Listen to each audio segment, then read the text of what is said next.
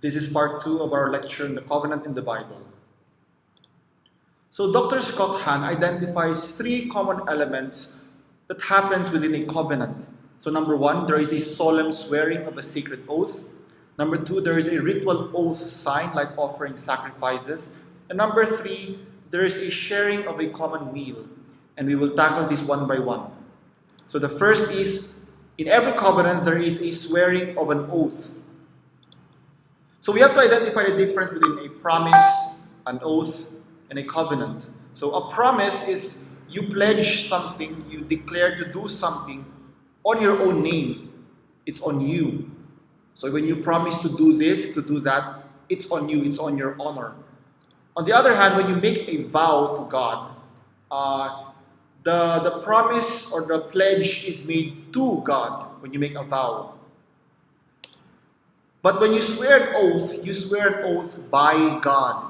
It means you take God as a guarantor, you take God as a witness to your oath. So when you swear an oath to court, you say, by God I swear, so God be my witness that I'm telling the truth, or God be the witness that what I promise to do, I will truly do. So swearing involves God in the picture. It's something heavier.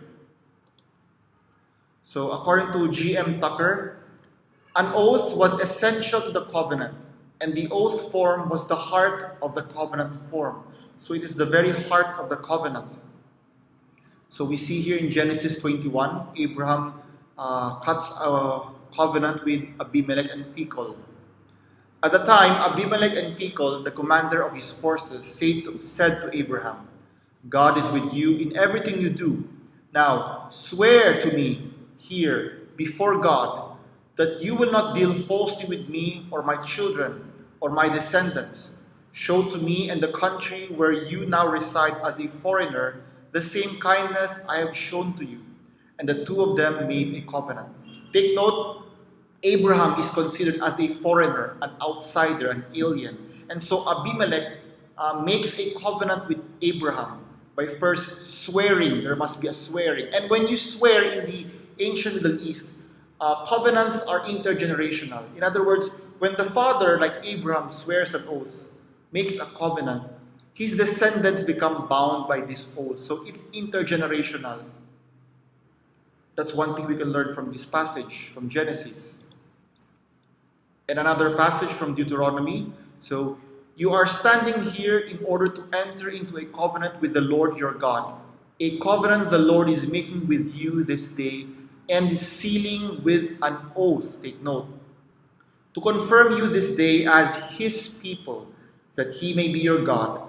I am making this covenant with its oath, not only with you who are standing here with us today in the presence of the Lord our God, but also with those who are not here today. So take note, the oath is an essential part of a covenant. It is the heart of a covenant. And it is something that is established, this covenant established not only with the parties, but even with the children of the party members. So in Latin, the word oath is sacramentum. So sacramentum means to swear. Sacramentum originally is a military term because the ancient soldiers of Rome would make a sacramentum to the emperor. They would swear an oath to the emperor to serve the empire. So the early Christians who lived in Rome, or in the Roman provinces, that's why we have the letter of St. Paul to the Romans, because the early Christians lived in Rome, use this term, this military term, to apply to the rituals the Christians enacted. Like, for example, baptism. So baptism is a form of an oath where you dedicate your life to God, you belong to God. So baptism is also an establishment of a covenant. You enter into the covenant community of the Christian community. So, to swear. In Hebrew, there are 2 words for oath in Hebrew. We have sebua, which means to swear an oath or to seven oneself, and Allah, which connotes the idea of cursing, to curse. So these 2 words, these are the 2 words that correspond to the meaning of an oath in ancient Hebrew. So sebua, the first meaning, has the same root as the number 7, Sheva. The root word is Saba, which means fullness and completion. So both Sebua, oath, and Sheba, number 7, come from the root word Saba, which means fullness and completion. That is why, if you remember in Genesis, on the 7th day of creation, the world was full and completed, and God rested. So the verb Shaba for swearing a covenant oath connotes to seven oneself. That's why when you swear an oath, you actually seven yourself, you complete yourself, you make yourself whole. So we will see these words present in the text of the Bible. For example, in Genesis, okay, I forgot to put the chapter. But anyway, this is why this place is called Beersheba. The two of them took an oath there. It's Abraham and Abimelech, actually. The Abraham and Abimelech covenant. When they had thus made the covenant in Beersheba, Abimelech, along with Phicol, the commander of his army, left to return the land of the Philistines. So you see, if you do not understand the plain words, you see the Old Testament has a lot of plain words. So in the original language, Hebrew, you would automatically notice the play with words of oath and Beersheba. So it should be Sheba and Beersheba. Okay? Oaths are such an essential part of a covenant that when we read people making an oath in the Bible, like earlier, it implies that they are entering into a covenant. So the words oath and covenant are more or less interchangeable. So according to Hugenberg, we understand by oath any solemn declaration or enactment which involves the deity to act against the one who is false to an attendant commitment or affirmation. So again, I said when we swear an oath, we swear by someone, a higher deity, a higher God.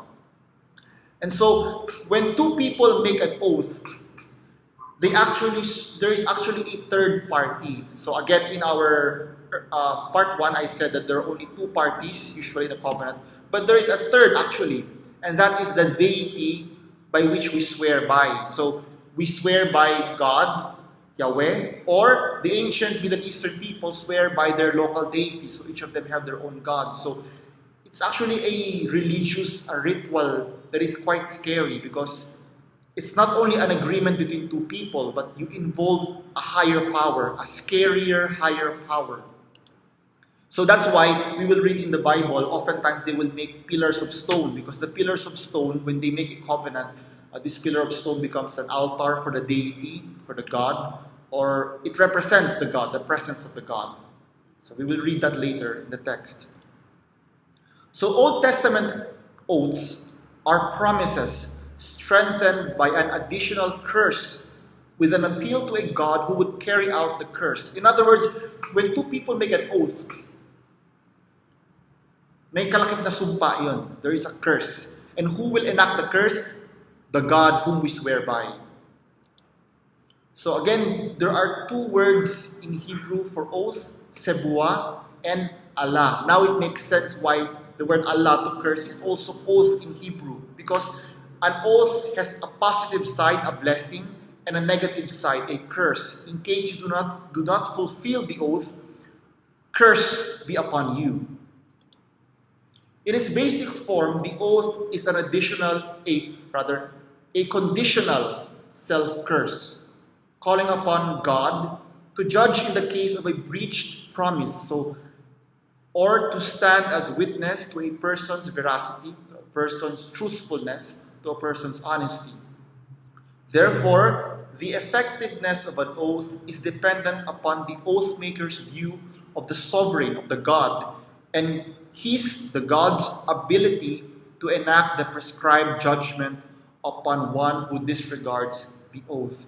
So pag ang pangako ay napako, this God whom you invoke during the oath swearing ceremony will be the one to curse you, will be the one to curse the one who broke the promise. So that's the worldview of the ancient Middle Eastern people. So this is according to the study of Wegner.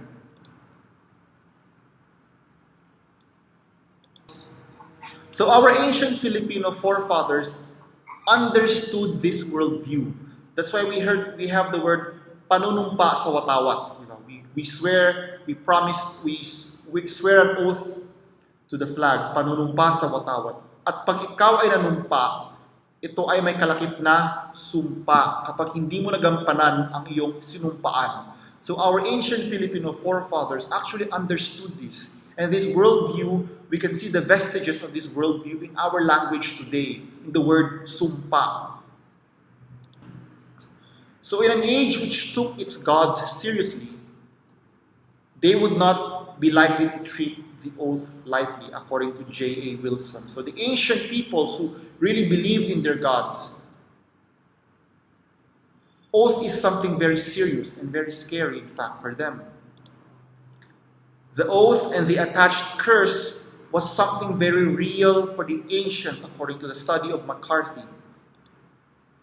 That's why oaths are something scary, and so every time we swear an oath to an office, like when the President of the Philippines swears an oath into office, there is always an attendant, "So help me God." We call upon God to help us fulfill our oath because again, pag ikaw ay nanumpa, ito ay may kalakip na sumpa. And because we invoke a deity, na there is a God, so sanctity must have been ascribed to any covenant, even when both of the partners were human beings. If there was no divine presence in so-called secular covenants, it is incomprehensible what would impel the parties to obey the terms of the agreement. So in other words, if there is no deity by which you swear to, what will compel you to obey your oath? No? It will simply be a promise. You're only promising on your own name. So there's something more when you swear an oath. There's something holy about it, something sacred. That is why in Exodus 20, the second of the 10 commandments, if you remember, the second of the 10 commandments is, "Thou shalt not take the Lord's name in vain." And in Exodus 20, it says, "Thou shalt not take the name of the Lord thy God in vain. For the Lord will not hold him guiltless that taketh his name in vain." And according to the study of Lehman, the context of this second commandment is actually the oath-swearing activity that's happening, the oath-swearing process, covenant making that happens in the ancient Middle East. And so according to Lehman, when you read Exodus 20, the second commandment, you should understand in your mind as if it is saying, "You must not swear in God's name falsely, for the Lord will not swear from the curse him who swears falsely in God's name and breaks against the oath he has taken upon himself." So the second commandment prohibits us from taking oaths lightly, especially when it is an oath made by God. So when we were young, we would often, when somebody would say something, and we would like to make sure that person is saying something true, when we were young, we would say, "You swear to God, you swear to God, you swear to God that yeah," and then the person, "Yeah, I swear to God," and he would tell the story. So that's something that we as modern people, we sometimes take for granted the meaning of our words, but the ancient people, they understood this as something very real. So when you swear to God, God is coming down and attesting to what you swear. So nakakatakot po yung oath swearing, especially for the ancient people, especially when it involves a covenant. So let us not take the Lord's name in vain. So in Ezekiel, one of the prophets, it reads, "He despised the oath," God was speaking here, "he despised the oath by breaking the covenant, because he," referring to Israel, the nation, the king of Israel, "had given his hand in pledge, and yet did all these things," all these abominations, "he shall not escape. Therefore, this is what the sovereign Lord says, as surely as I live, I will repay him for despising my oath and breaking my covenant." So babawian kayo ng Diyos if you have broken your oath to God. So an oath remained dangerous for a long, long time, like an old forgotten landmine or forgotten mine in the sea or a grenade buried in the plow field. So according to scholars, oaths are like landmines. Once they are activated, they are placed there. If you step on them without knowing, the curse falls on you. So a curse cannot be negated. Once the curse has been put into action, once you have sworn the oath, the curse has been activated. In case you break the oath, automatically the curse comes in. It cannot be negated. But an antidote is to utter a blessing which annuls the effect of a curse. That is why, take note that ancient Israel has been unfaithful to God. So again and again, Israel has broken its oath to God.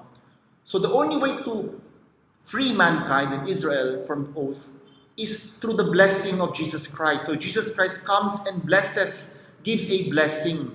And so the curse is negated. Naa-annul yung curse. So we can read this in Numbers chapter 22, in Judges, book of Judges. And we can also see this in extra biblical texts like the Epic of Gilgamesh. This is an ancient Babylonian epic.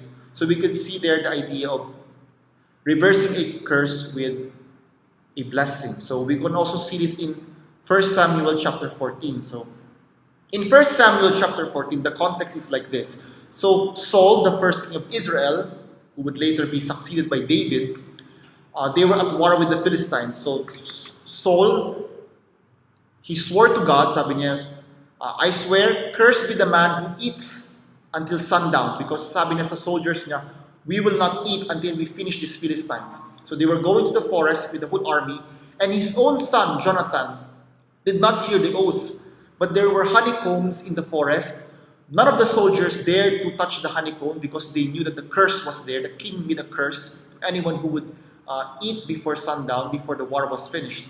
And so Jonathan, the son of the king, Prince Jonathan, did not know this, but he got some honey and he ate the honey. And when the soldiers realized it, they were also afraid because the curse will now fall on Jonathan. And so Saul said, God, do so to me and more also. You shall surely die, Jonathan, because the curse was activated. Then the people, the soldiers, said to Saul, shall Jonathan die, who has worked this great salvation in Israel? Because Jonathan was a war hero. Don't forget, he was a war soldier, a war hero.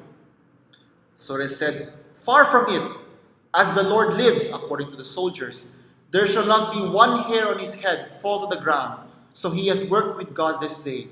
So the people ransomed Jonathan so that he did not die.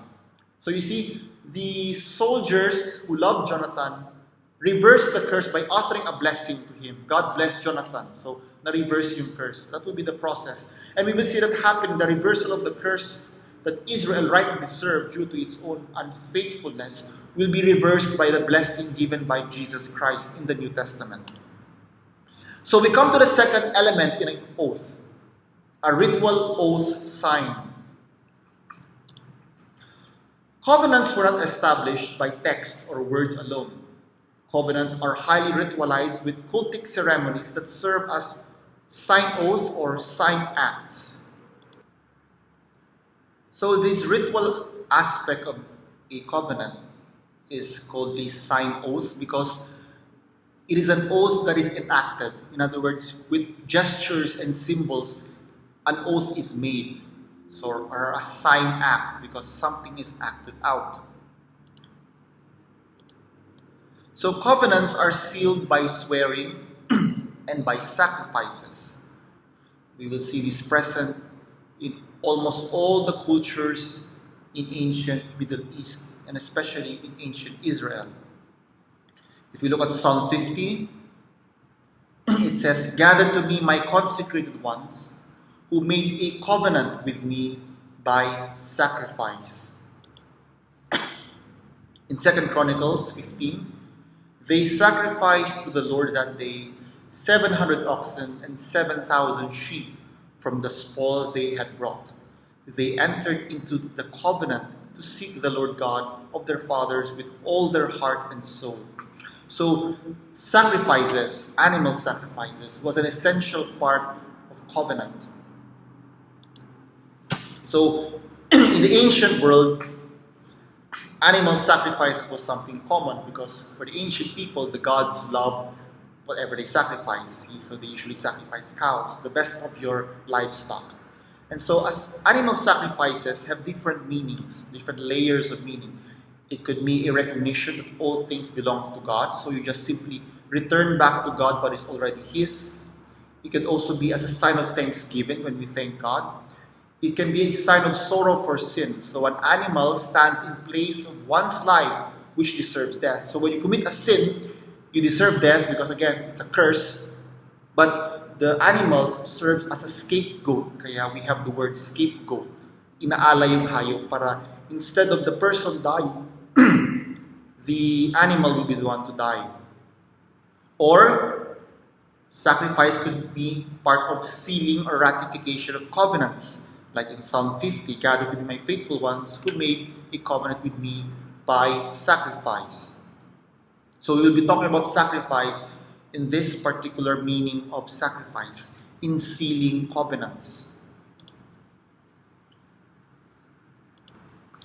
So according to our authority, McCarthy, covenant making involves a conditional self-curse. Again, it's conditional. Only if I do not become faithful to my solemn oath, so the curse becomes activated, in which the curse is reinforced by a symbolic action.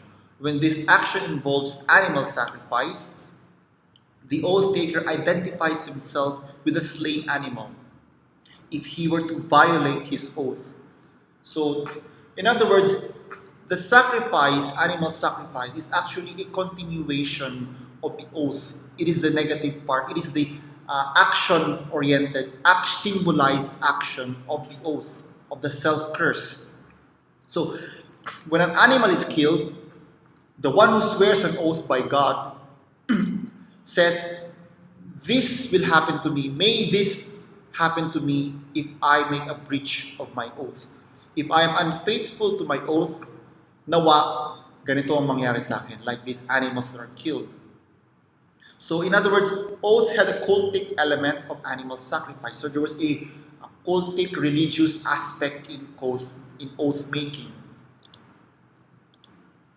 So this is how we will understand the text that we studied last meeting, where Abraham made a covenant with God, but he had to have these animals. So this is what's happening in the text in Genesis. After Abraham halved these animals, chopped these animals, a burning torch, which symbolizes God, passed between these corpses. And although it is not explicitly written in the text, it is assumed that Abraham too walked between these dead bodies. And so Abraham and God entered into a covenant. What is the symbol? In other words, Abraham and God, Yahweh, were both saying to each other, if we are not faithful, if I am not faithful to my covenant, may I be like this dead corpse here. Nawa mangyari sa akin ang nangyari sa mga hayop na ito. So, a covenant is quite a gruesome, it's a scary ritual enacted by these ancient people. But this gruesome, scary aspect served as a reminder that what I am entering into, this covenant I am entering into, is something serious and not something to be taken lightly. We modern people no longer have this kind of action that reminds us of our promises. And so that is why people nowadays take their promises, their oaths lightly. But the ancient people took their oaths seriously because, well, nobody wants to be chopped into two, right? The sacrificed animal, the sprinkling of the blood of the slain animal, represents the curse of death that both parties invoke upon themselves should they prove unfaithful to the covenant. So later on in Exodus, we will see that Moses will be sprinkling the blood of the sacrificed animals to the Israelites. So it's a symbol it's a curse, no? It's a death curse if you are not faithful to your covenant. In the book of Jeremiah, one of the prophets, it says, "The men who violated my covenant and did not observe the terms of the agreement which they made before me, I will make like the calf which they cut in two, between whose two parts they passed." So, you see, Jeremiah was referring to this common practice of chopping animals into two and passing in between them and making a conditional self-curse. And because the Israelites, the persons referred to by this passage, were not faithful, so God was threatening that, "I will make of you what you cursed upon yourself." Siseryosohin ng Diyos yung pinangako mo, yung isinumpa mo, siseryosohin ng Diyos yun. Scary, di ba? Nakakatakot po. So the sprinkling of blood also represents that both parties share one blood or kinship. Again, don't forget, a covenant establishes a new family bond. So it also represents that we now share one blood. Isang dugo. That's why in our Filipino context, we have the idea of a blood compact, where it symbolizes brotherhood. So this blood compact symbolizes an agreement, a covenant.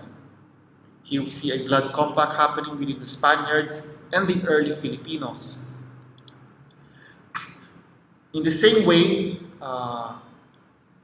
here we are. We see here another painting. Sanduguan. It's a sanduguan sa mga katipunan. So again, when the katipuneros enter into the fraternity of the katipunan, they do a sanduguan, they do a blood compact to represent that we are now one family, one brotherhood in the katipunan. So, in other words, the practices of the ancient Middle Eastern people have certain correspondence within our own Filipino culture.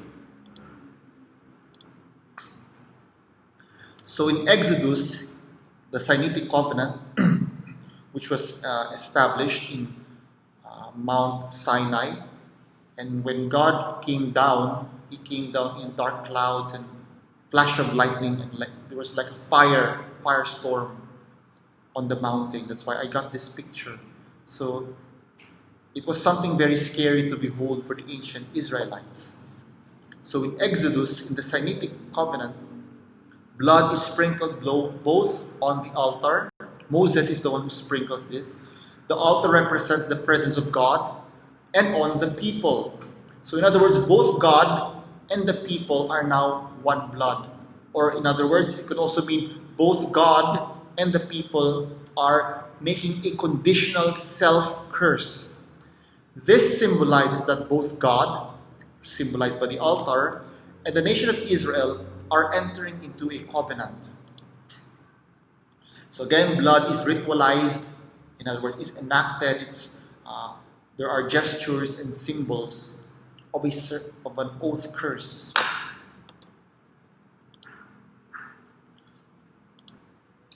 In English parlance, in modern day parlance, we say we make a covenant or we establish a covenant. But in ancient Hebrew, the verb used to express the idea of entering into a covenant was cut. We cut a covenant. I am cutting a covenant with you. God cuts a covenant with Israel. Israel cuts a covenant with God. The verb is cut. And why? Because it refers to the practice of cutting animals when we make covenants. So we could see in the language the culture of the people. No? We cut a covenant. That's the Hebrew. That's how the Hebrews would say it in the original language. Unfortunately, this is lost when it was translated into English. It's really good to read the Old Testament in the original Hebrew. Unfortunately, it takes a lot of study to study Hebrew. And as I've said, I really hated Hebrew. So goodbye to that dream. We come to the third part, which is a ritual meal. So every covenant has first an oath-swearing part, where we swear oaths. There is a enactment of the oath. There's a ritual part by sacrificing animal. And third, there is a ritual meal. There's a sharing of a meal.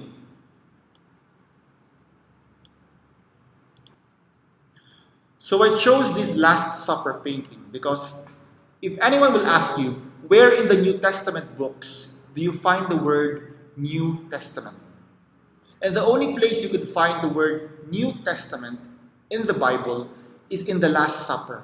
Because the Last Supper is a ritual meal that will actually enact the new covenant. So in the New Testament, the process seems to have been reversed. So the ritual meal comes first, and then later on, Jesus will be offered on the cross as the sacrificial lamb, so that God now cuts a new covenant with the whole of mankind.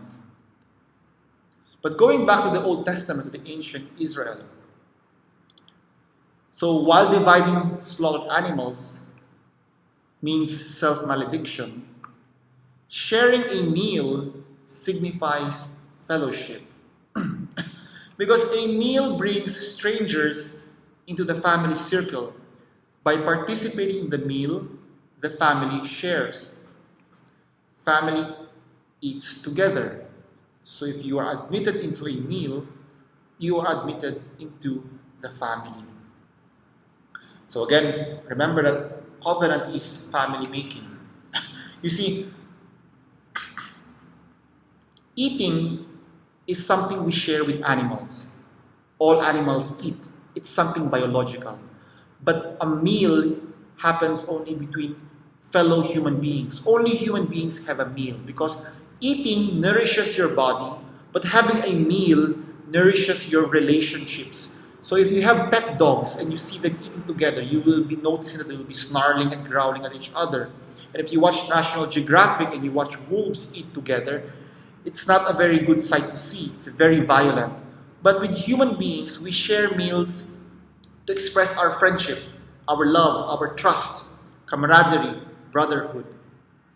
And so this was always the closing part of a covenant, a meal.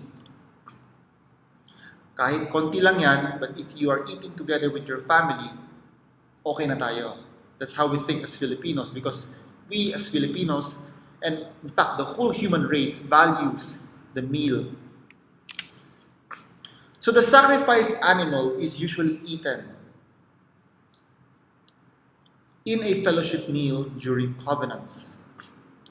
So after you sacrifice the animal, part of the animal will be roasted, and that is what you eat.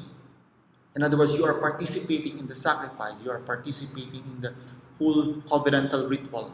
That is why in the New Testament, Jesus says in the Last Supper, "This is my body, which will be given up to you. This is the cup of the new covenant in my blood, which is poured out for you." And then in the Gospel of John, Jesus would say, "Unless you eat the flesh of the Son of Man, you will not have eternal life with you." So, you see, themes in the new covenant are actually a reshaping of themes that are already present in the old covenant. Again, we talk about typology during our first lecture. So Jesus Christ, who is the Lamb of God, who will be sacrificed on the cross, we partake of Him.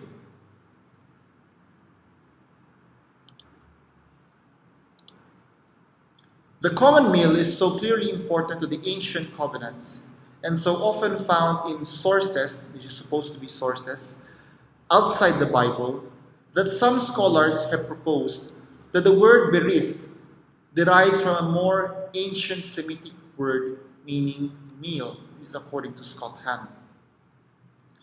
So in other words, even in extra-biblical sources, in literatures and discoveries, archaeological finds outside of the Bible attest to this practice. So, if you read Genesis 32, we will see that Laban and Jacob, Laban is Jacob's uncle, after they make a covenant with one another, they end it with a meal. If you remember your Bible story when you were kids, Jacob, the grandson of Abraham, was exiled because he cheated his brother Esau, and he ran to his uncle Laban.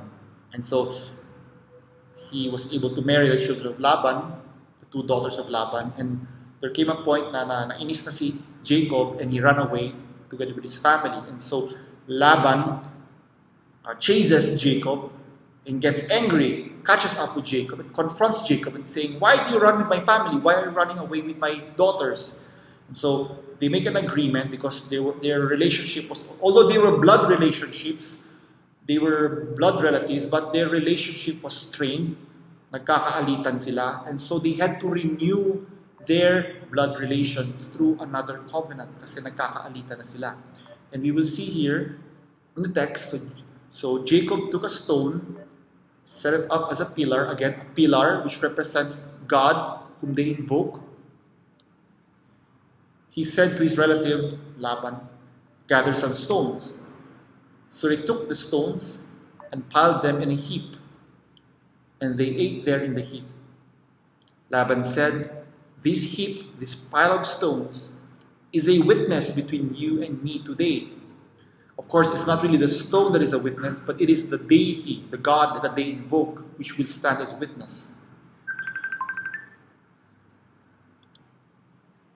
So Laban said, "This heap is a witness between you and me today." That place was called Mizpah, because he said, "May the Lord keep watch between you and me when we are away from each other. If you mistreat my daughters, or if you take any wives besides my daughters, even though no one is with us, remember that God is a witness between you and me." So you see the covenant elements here. Laban also said to Jacob, "Here is the heap, and here is this pillar I have set up between you and me. This heap is a witness, and this pillar is a witness. I will not go past this heap to your side to harm you, and that you will not go past this heap and pillar to my side to harm me. May the God of Abraham, the God of Nahor, the God of their father, judge between us." So Jacob took an oath in the name of the fear of his father Isaac. He offered a sacrifice there in the hill country and invited his relatives to a meal. After they had eaten, they spent the night there. So now, when we understand the framework of how a covenant is made, this text in the Bible, which if you read it firsthand, is quite obscure, doesn't make sense. Now it makes sense to us because we now have studied the Bible. So you see, the meal is part of the covenant process. It's a strengthening of the bond of the relationship. Kasi nga, the relationship of Laban, his uncle, and Jacob was no longer in good. They were no longer in good terms. It was quite strained. Here we are. So again, this is in Exodus, in Moses' time, when he was making an oath with God in Mount Sinai. So it says here, taking the book of the covenant, he read it aloud to the people, who answered, "All that the Lord has said, we will hear and do." Then he took the blood and splashed it on the people, saying, "This is the blood of the covenant, which the Lord has made with you, according to all these words." Moses then went up with Aaron, Nadab, Abihu, and the 70 elders of Israel up to the mountain of Sinai, and they beheld the God of Israel. Yet he did not lay a hand on these chosen Israelites. They saw God, and they ate and drank. So it's a very short verse. But for the ancient Israelites who read this, they understood it fully. This very short verse, they ate and they drank. It was actually a ritual meal to culminate the covenant between Israel and God. So take note that Moses, Aaron, Nadab, Abihu, and the 70 elders were representatives of Israel. They went up to Mount Sinai to have a meal with God. And so there is also a bi-local ratification ceremony. Ibig sabihin, two places. Bi-local, there are two places ratification ceremony. First, the covenant is ratified at the foot of the mountain, the human realm. So again, there's ritual underneath the mountain.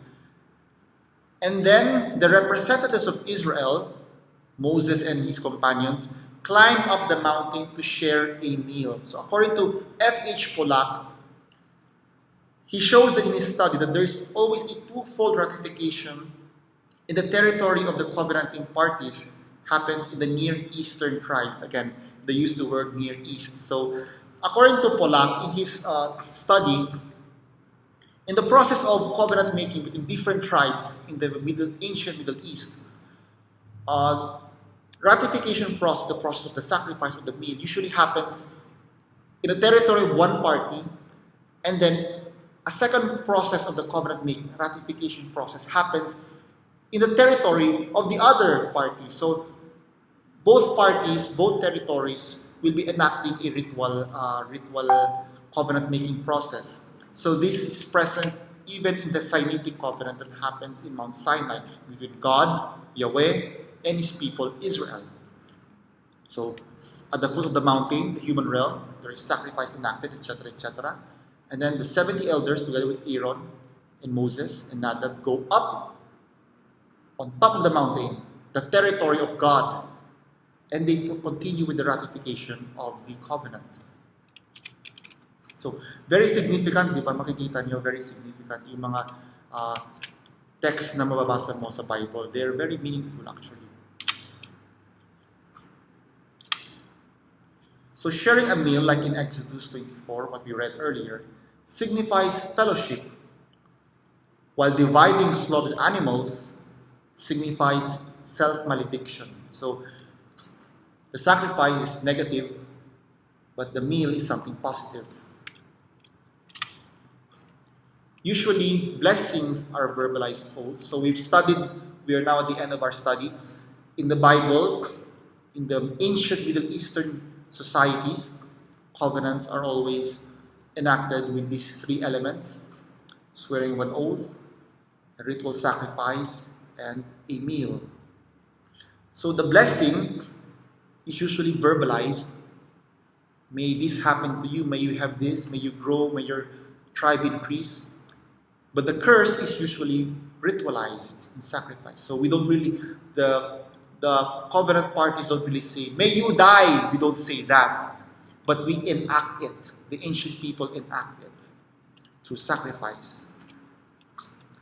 Take note, the convergence of covenant, oath, and sacrifice and meal is natural and spontaneous, although not explicit in the Bible. So we see that in the Bible, interchangeable yung oath and covenant, interchangeable yung sacrifice and covenant. Because for the ancient people, the original audience of the Bible, because again, we are not the original audience of the Bible. When the authors of the Bible were writing, they were not thinking of us living in the 21st century, living in the Philippines.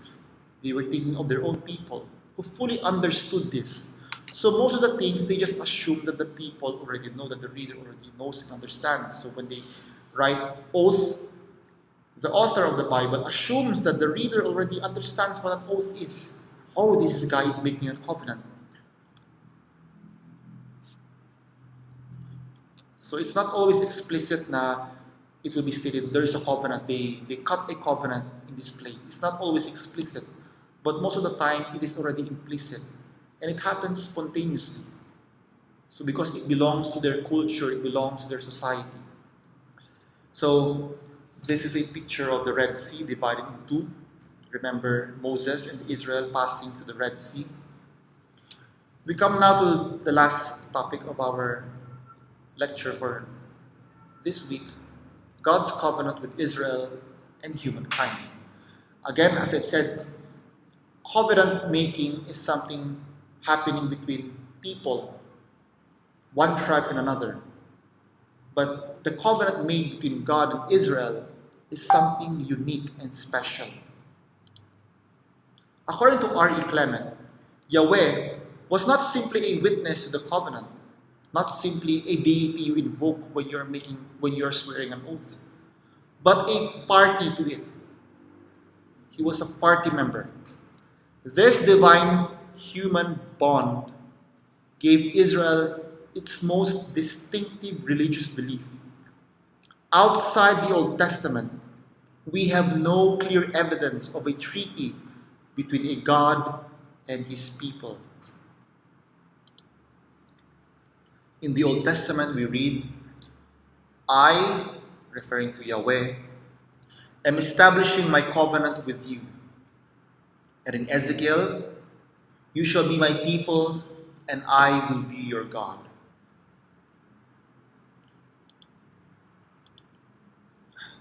This is a footnote in the study Bible of the New American Bible.